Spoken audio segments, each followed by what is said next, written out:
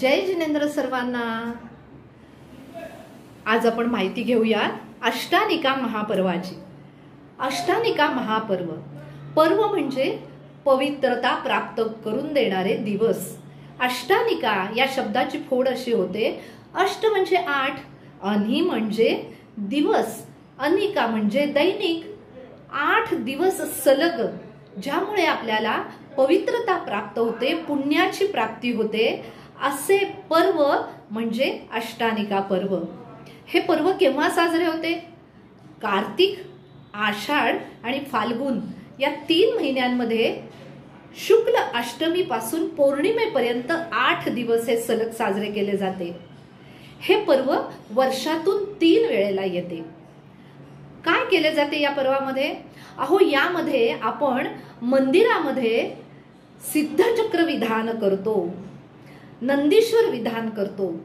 8 दिवस पूजा अभिषेक विधानामध्ये स्वतःला आपण विसरून जातो, भक्तीमध्ये दंग होऊन जातो, स्वाध्याय करतो, गुरुचरणी लीन होतो, आहार आदी क्रियांमध्ये स्वतःला आपण वाहून घेतो।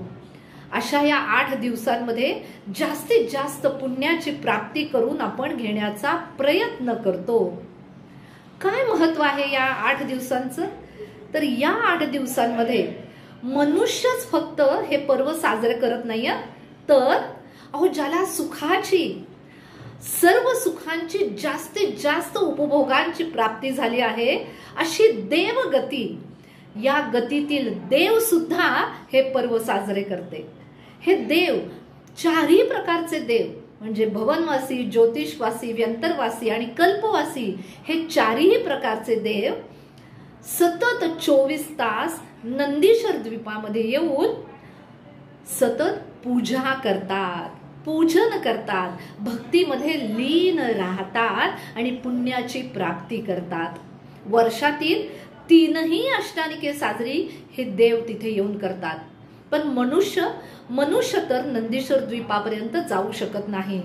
मानसोत्तर पर्वताच्या पुढे आपण जाऊच शकत नाही, म्हणून तर आपण आपल्या मंदिरांमध्ये भगवंताचरणी लीन होऊन हे अष्टानिका पर्व साजरे करतो।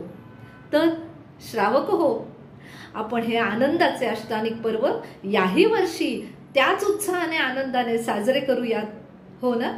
जय जिनेंद्र।